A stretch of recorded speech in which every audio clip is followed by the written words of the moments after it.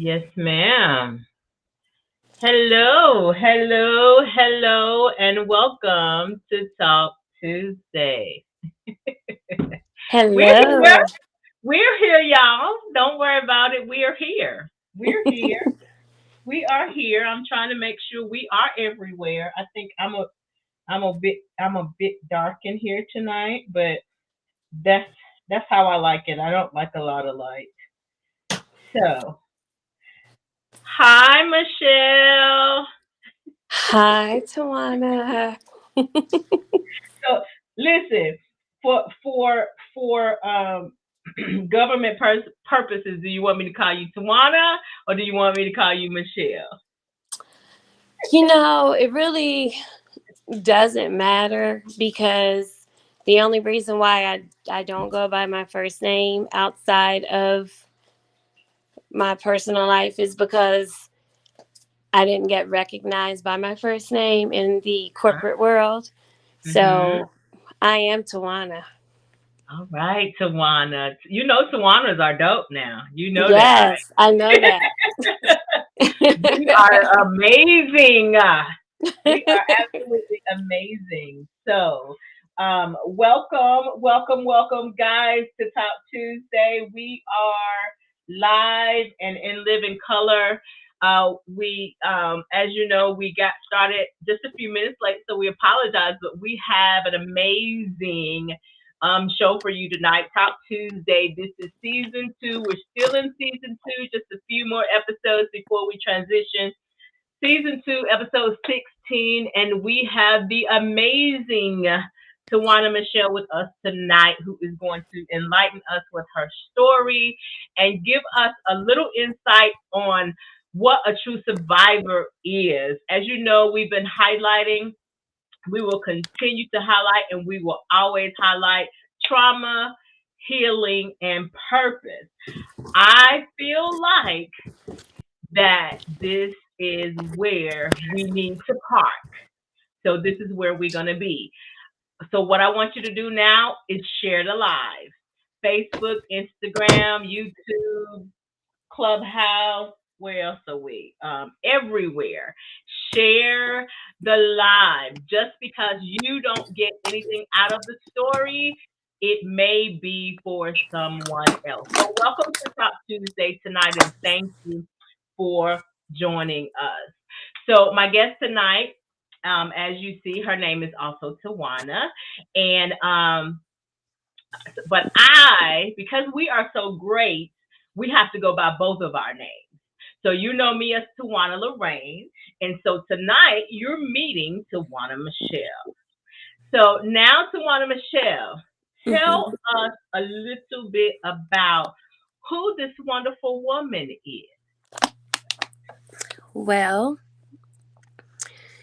I am Tawana Machelle. I was born a coal miner's daughter. I am a PK, bishop's daughter. I have four sisters.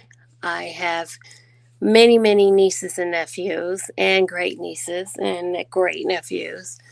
Mm-hmm. I have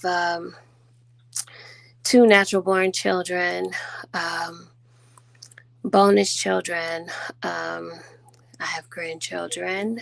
Um, and first and foremost, above all of that, I am a child of God. And if it was not for God, and if it was not for me having faith and seeing the good versus the bad, um, I would not be here able to take this call at this moment. Absolutely, absolutely.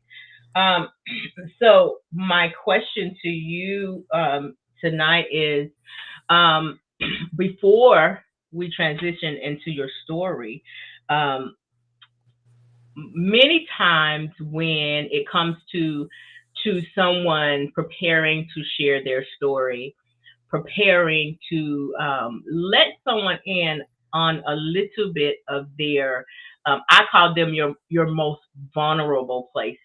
Um, Mm-hmm. And I'm speaking from my experience because, as we discussed earlier, I wasn't a fan of sharing my experiences, or I could tell you a little bit about, kind of a little bit of what I wanted you to know about what I went through. But as a private person, when it came to sharing some of those most intimate details with someone, I used to do it years ago with youth, where I would share some of the experiences I had as a teenager and as a young adult, just to kind of, give them a little insight and give them uh, some, I guess, reality Mm-hmm. on what life can be like and how hard life can hit you.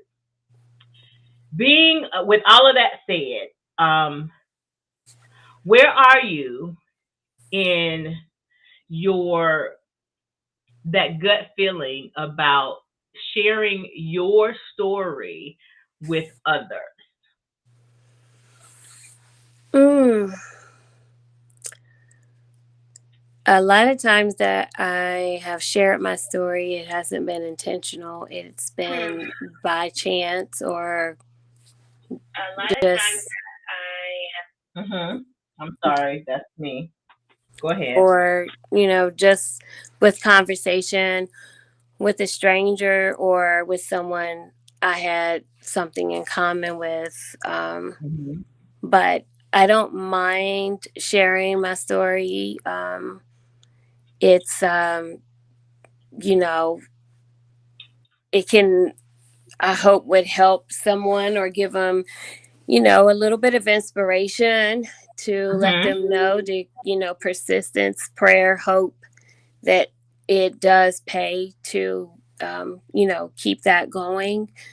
Mm-hmm. Um, I've often, been a subject of gossip and talk and whatnot. And Mm-hmm. that honestly has shunned me away from sharing my story.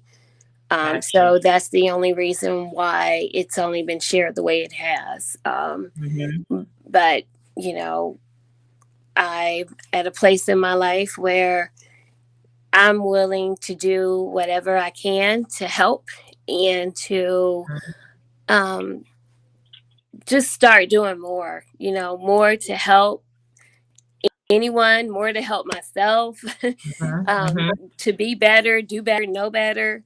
And that's where I am with sharing my story.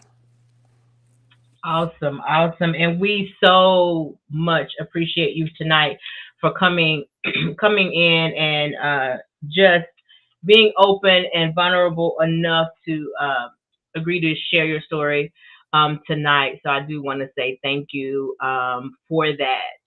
So with that being said, let's get into your story. What's your story? Well, it's quite long. Where shall I begin? I have four sisters, four lovely sisters. I am the most experienced out of all of them. I never used the Mm-hmm. word just because my age might reflect that I am over them. I never used the word to describe new or old. I say I'm the Mm-hmm. most experienced. Um, when I was 15 years old, I became pregnant. And at that time, my father, he had not yet become a pastor nor a bishop. He was, a minister in a Mm-hmm. church, a small church, a very, excuse me for saying this, but it is truth. It was a very judgmental church that we were Mhm. in at the No, time. no excuses needed. I mean, no, no apology needed. It was a very judgmental church that we were in at the time. And um, by me becoming pregnant, that ultimately was the first time that I ever saw my father cry. So, that hit me in the gut. Um, Mhm. and my father went before the church, and he, was ready to step down if that was what was required of him because of my actions. Mhm. And, they told him, no, that wasn't necessary.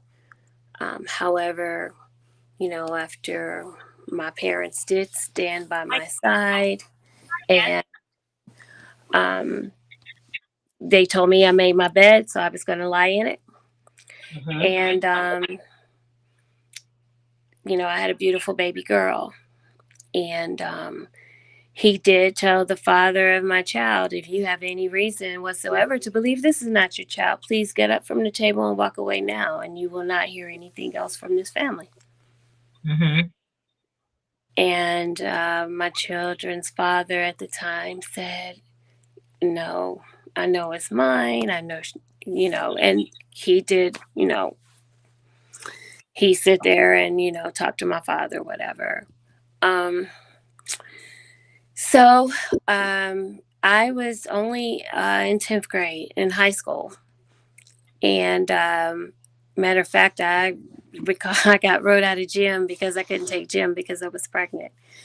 Um, I My best friends, childhood friends, which are my childhood friends till this day, at the time, um, considering everything that was going on, um, I was lonely because I was bad because I was having a baby. And um, everybody turned their back on me except for, my children's father and, a couple of my childhood friends. And so I had to deal with that reality as well. I felt alone. Um, so, how I channeled all of that is um, my 11th grade year, I had my daughter. And matter of fact, I had my daughter on my birthday. And Wow. yeah, my 16th birthday, sweet 16. A wonderful, wonderful birthday present. Yes. And, you know, my mom and dad, they stood by me. They never turned their backs on me. And I am forever grateful because of that. Not very many people or girls can say that. Um, Mhm. with that, I finished school. There were a lot of questions. Is she going to finish high school? Is she going to drop out? Yeah, I'm going to finish high school. Yeah. And I went on to further my education as well. And Mhm. And everybody has questions. yeah, Everybody wants to know. everybody wants to know. And I was asked to, after my daughter was born, get in front of my church and apologize for Wow. having my daughter. And needless to say, it did not happen. And um, I'm not going to apologize for having a healthy, beautiful baby girl. And Mhm. God has forgiven me of my sin. And my parents are standing by my side and they forgive me for, you know, hurting Mhm. them as well. God has forgiven me first and foremost.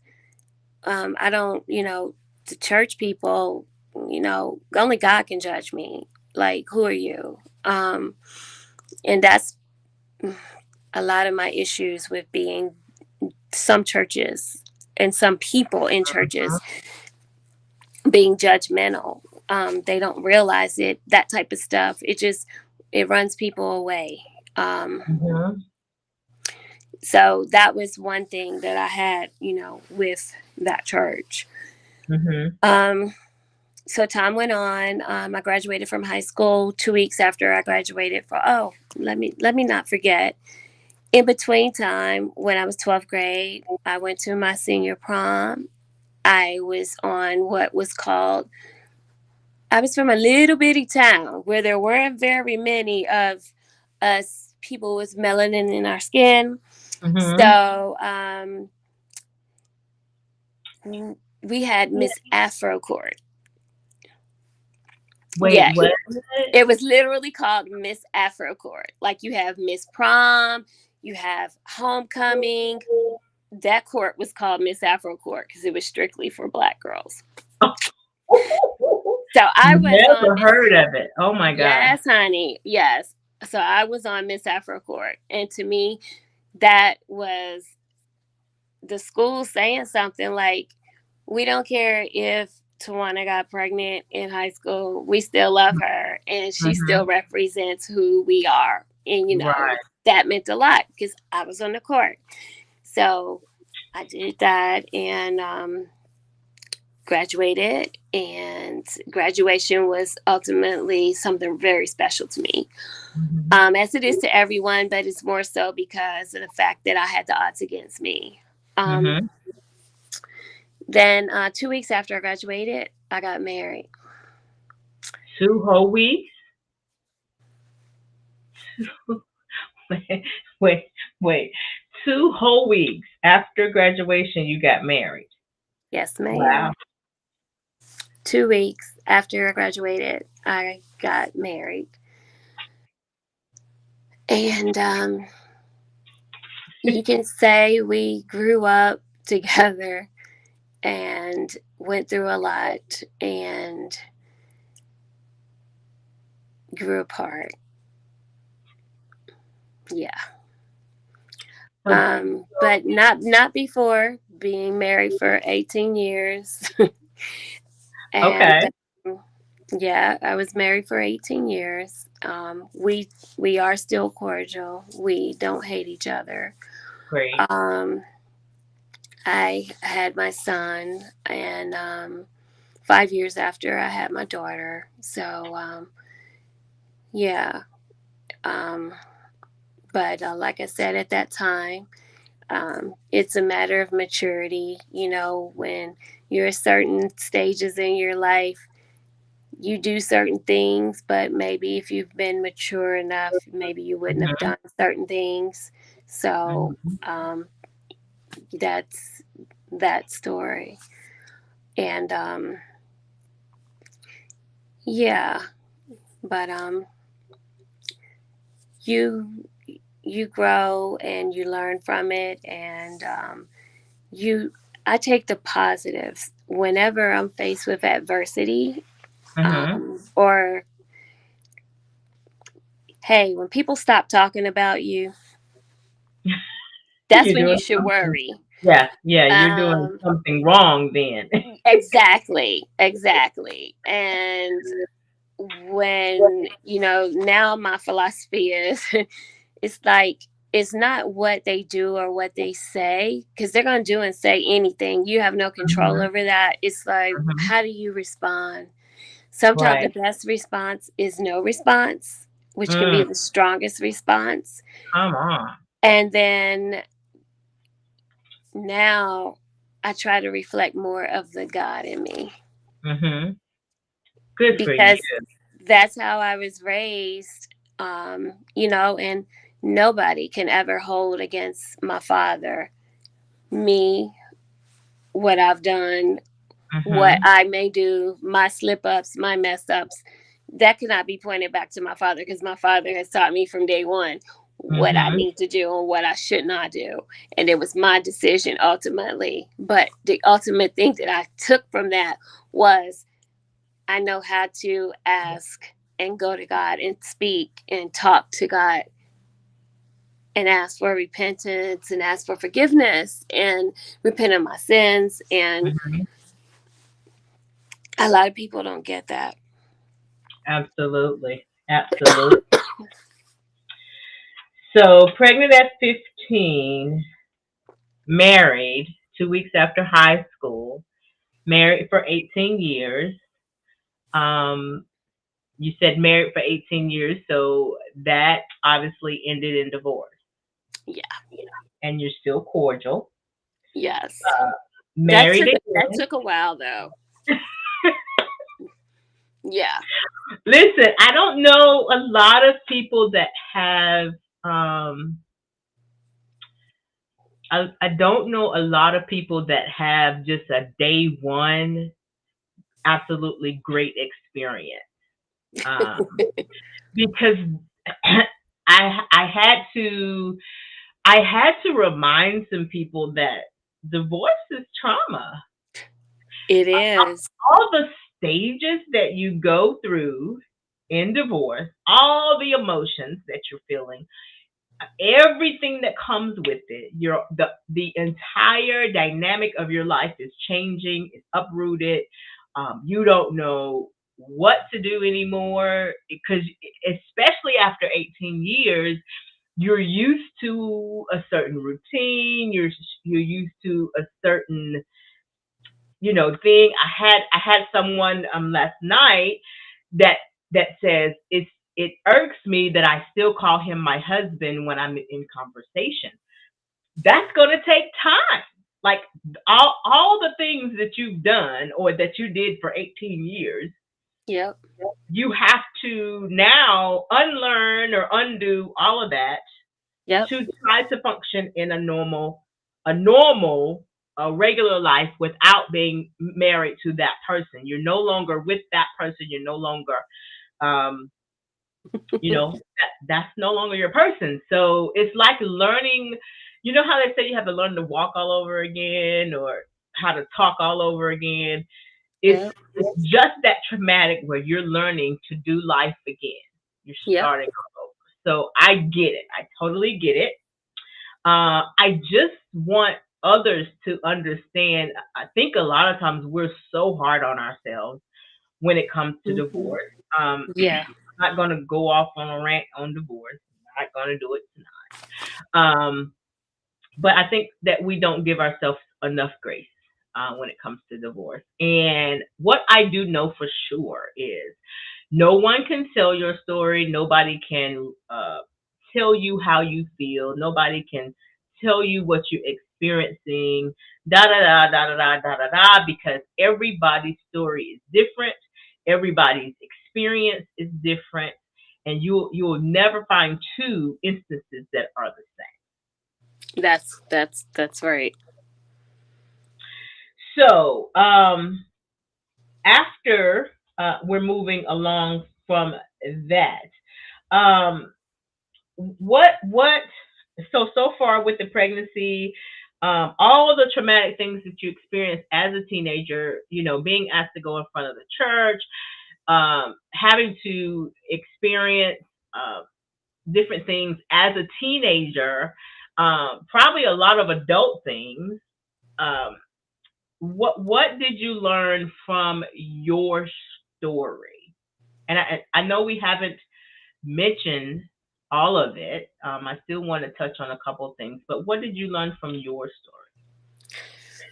What I've learned from that is if you have a strong family foundation and you have God in your life, there's nothing that you can't accomplish, nothing that you can't do.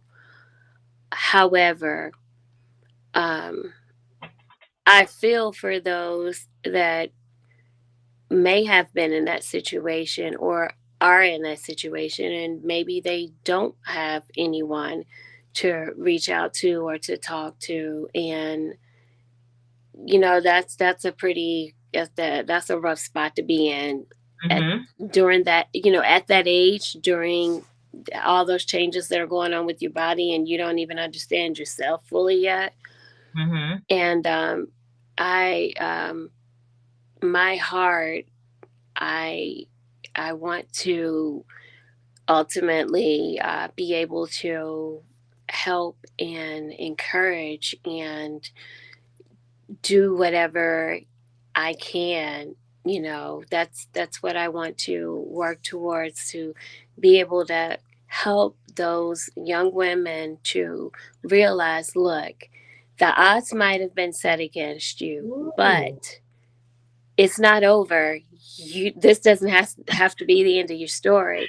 It's like, Oh, when we watch the disrespectful shows that I'm not going to name, of the teenagers being mhm, pregnant, such and mhm. such, and they're, to me, totally disrespectful of the people who are taking care of them. Yes.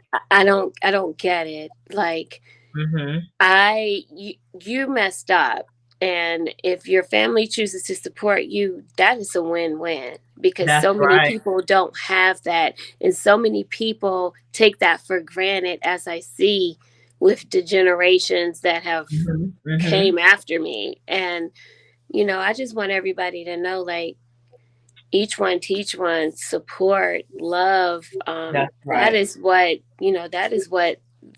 that is what is needed at that time. And you know, hope and prayer, and just keeping everything positive in a negative situation. Mhm. You can persevere, you can overcome it. Absolutely. Absolutely. Absolutely. I totally agree. Um, so what you have one other thing that you gave us, um, and I think it it comes in heavy for a lot of the teenagers, just as a teenage pregnancy would, and that was that you had you were kind of self conscious about your look and your skin color. Hmm. So that came into play when I was in elementary school. I remember I am the brownest of my sister. I Mhm. am the brownest of the friends that I grew up with. And I just recall, and I didn't realize that it actually bothered me probably until I got, you know, years and years and years and years later, because I remember these instances so vividly. So that's when I Mhm. realized, oh, huh, that must be an issue. Like, but it's always like when you take a picture, oh, in this picture you're lighter than me, and in this picture you're darker than me. Oh, in this picture you look like, it was just always like light skin, brown skin, light skin, brown skin, or brown skin versus brown skin. I'm just, but for some reason, certain people that were in my life always had to make it a point to make it known, like, you're darker than me, and that's always just, and I'll take pictures and everything, but Mhm. with pictures can always be played with.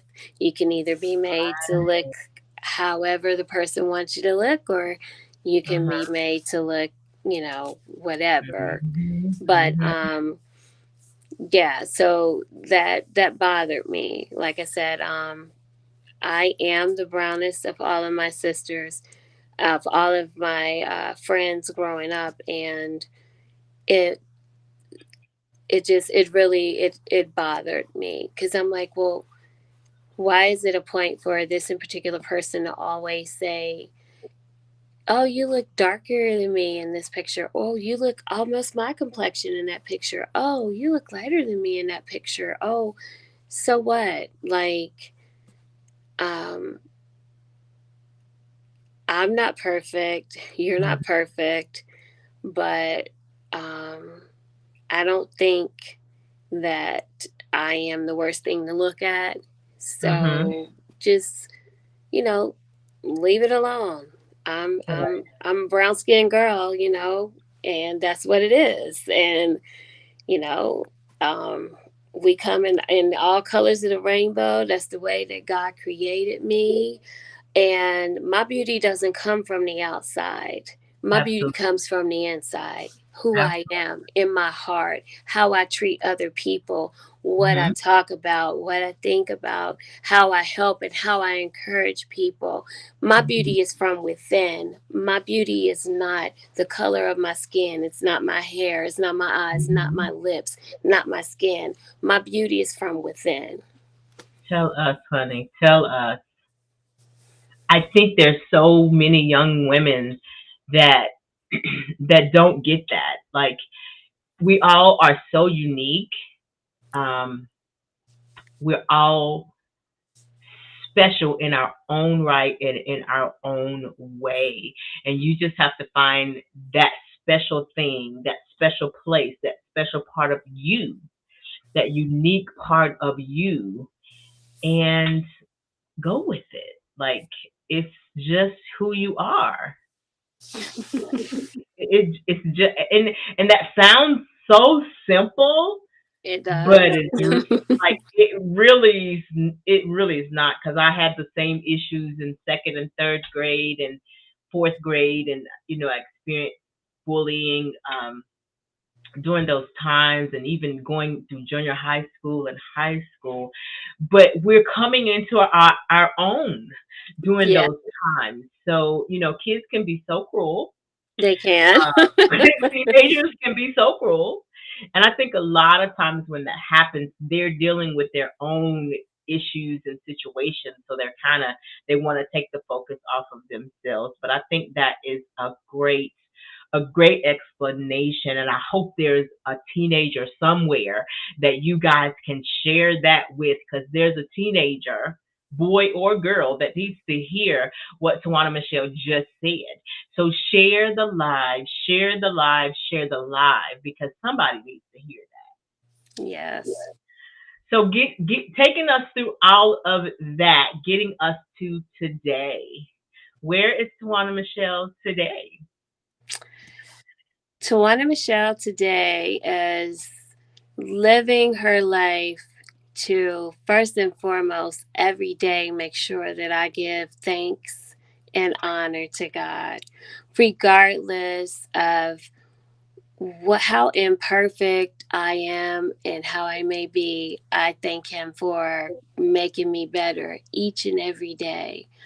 Tawana Machelle is the person that when someone purposely tries to do something to upset her or make, just to get a rise out of her or just do something that is totally contrary to the good or believing in her, Mm-hmm.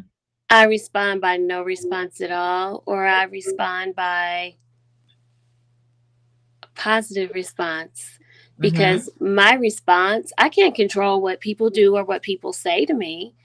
What Mm-mm. I can control is how I respond to it. Mm-hmm. So I won't respond, or I can respond and pray for you. And when Absolutely. I pray for you, Woo! you got to remember I'm a child of God. And Mm-hmm. not only am I praying for myself and I'm praying for others, and not only do I have goodwill in my heart, but you got to remember my grandmother prayed for me. My Mm-hmm. father is praying for me. My mother, my Woo! sisters, my The bloodline, the cousins, and bloodline. all of the coverings that are praying Woo! for me, You you better watch know, just all of that is praying for me. So be careful about saying too much negativity about me, because you don't do that, because I don't get revenge. It's not mine. out. We all Mm-mm. know what that is. Vengeance is mine, Mm-hmm. saith the Lord. I Mm. have no control over that. All No that I control. can do is ask for mercy for my enemies. And I pray for my enemies too. So I mean, that's the way I look at it. When people want to wish bad and ill will upon me, Mm-hmm. it's okay, It's totally because fine. I just keep pushing. I keep pushing to do even better. Like I got divorced, when my husband left me high and dry, never looked back. That gave me more willpower to what? Further my education, what? Make more, do more, be better, be a Mhm. better mother, be a better sister, a better daughter, a better woman, grind down, talk to God. I didn't know how to pray. And you don't have to pray fancy, and you don't have to and you don't have to do all of that. Just talk to God. Mhm. Just like I'm doing. Just be yourself. Talk to God. Mhm. He come Mhm. through. God show He up, and He does. do come through. And when God pull up, My everybody God. know it. It reflects in your life. But please don't harbor hatred. Don't harbor the things that people have done against you. Forgive. That's Forgive, let it go, release. Don't hold it against you, because you don't want to block the blessings that God has for you. Sometimes our blessings are delayed, but Mhm. they're never stopped, and they're never blocked, because what's yours is yours. But when you hold hatred, resentment, and all of that in your heart, honey, you block them, you Mhm. stop them, and it will make you sick. So, That's right. you know, no, don't do that. My thing is, keep hope, keep faith, pray every day. If it's just thanking God for seeing the next day, because so many people don't get to see it. Absolutely. Absolutely. So, if there was anything that you'd like to leave with our viewers tonight, what would that be? Um, when a situation arises, you can't control it. What you can control is how you react to it. Absolutely. Absolutely. That's come up a lot lately. I think it's trying to get all of us on one accord to know you're not in control. Mm-mm. We You're have not. no control over what happens to us, because, you know, God never said that there would be there, just because we believe in God, and we love, and we try to do to Mhm. live the best life we can. Mhm. Never dismissed us from tests and trials. And then, I Never. mean, you turn on the TV, and you never Mhm. know what you might see. That's Sometimes right. it's just like a cry festival, but Mhm. it's all about, how do I respond to that? I pray for people I don't even know. Mhm. Um, why? Because they ask me. Even when they hurt me, or I know that they might have said something about me, if they ask me to pray for them, I do that. I'm obedient. Mhm. I pray for them. And it's not about what happens to you, it's your response. How do you Mhm. respond to it? You can respond by a pleasant response, or you can lose it and face the consequences of your actions. But Absolutely. my advice is just to think about it and respond positively, or say nothing at all, because you have no idea of. It's just like when you get into an argument, and somebody say, "Oh, I said that because I was upset." Mhm. Mhm. Well, you may have said it because you were upset, Mhm. but you apologize. I forgive you, because the Bible says I have to forgive you. But guess what? I don't forget it. And every time I think about what was said, Mhm. it makes me go back into that feeling. So Mhm. words, yeah, you are forgiven, but you can't take back words. Mhm. So always think about what you say when you get into an argument, because you can never take back your words. Even though you can be forgiven, you can't Mhm. take back your words from that person. So, That's right. That's right. yeah. Well, Tawana Machelle, thank you so much for coming on and sharing your story with us.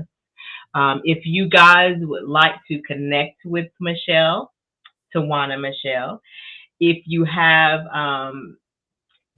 any questions for her, if you'd like to know more about her story, if you resonate with her story, you can reach her um, through her email, which is on the screen. If you are viewing this on a replay, please hashtag replay so that we know you were here. If you have any questions, comments, all those good things, we'd love to continue the conversation with you after the broadcast tonight. Please do continue to share the live because I feel like someone else needs to hear this. So we will be back on next Tuesday, same bat channel, same bat time, same bat place, and we will continue talking about trauma, healing, and purpose. If you have a story that you feel needs to be heard, please send us an email to Talk Tuesday at TawanaLorraine.com. Again, that is Talk Tuesday at TawanaLorraine.com. We'd love to hear a little bit about your story, and we'd love to invite you on the show. Twana Machelle, thank you so much for joining us tonight. We Thank appreciate you you for so having much, me. and we'll see you all next week. Have a great night. Good night. Bye bye. Bye bye.